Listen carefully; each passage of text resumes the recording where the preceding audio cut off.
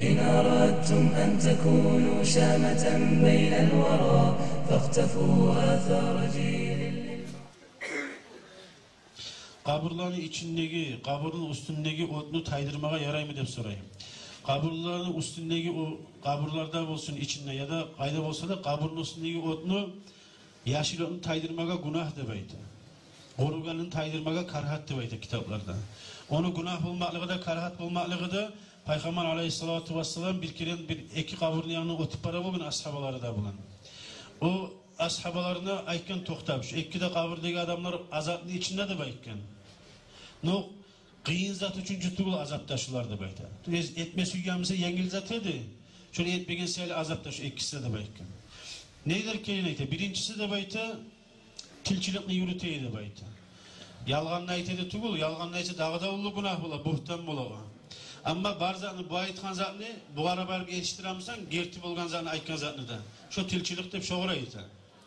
Şunu yürütedi birisi de bayta. Şu selge azapta birisi. Birisi Musa Nacastan, sidikten, su yaravdan tazalık etmeyeydi. Azmadan çaçırızı ahdi koyedi dey.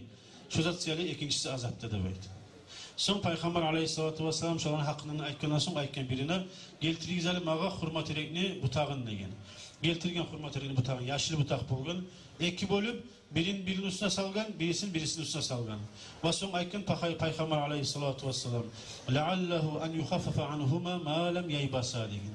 Şu yaşlı butaqlar korumagan çağı zaman şu kabur deyilege yengillik bulup duracak degen. Onu bulaganlığı yaşlı zat Allah'ın eskeri.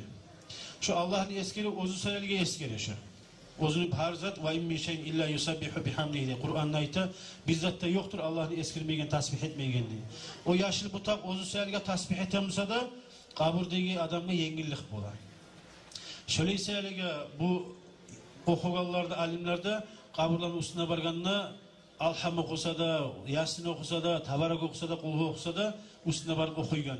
Yaşlı zatını ozugar dep Allah'ın eskirgende kömegi tiyamsa, rahmusu bulamsa şu adamla Allah'ını bu adam nege tertip imen hasokta şoğar tapşıramanda okusa bolmay mı debaydı. Öylege onu sevabı da şu köp paydası da debaydı. Şu sergi okuladı.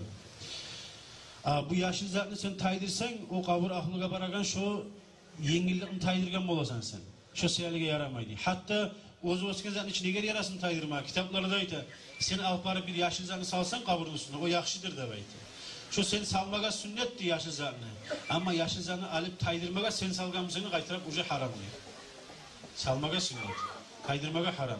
Ama bu kuruganları da kurugan zatını karhattı baytegallığı onları da Allah'ın eskiredi ama eskirmeye olanı yaşlı zatını kamil kuyda bulmaydı. O sergi olanı da taydırmaya koygan yaşlı da bayta başka yaşlı zatını östürmeyen son üstünden.